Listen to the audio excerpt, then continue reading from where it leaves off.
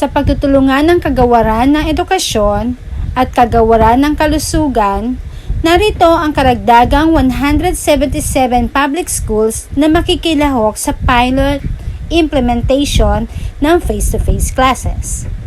Nadagdagan sa mga rehiyon na makakabilang dito ang National Capital Region na nakatakdang magsimula sa Disyembre 6, 2021.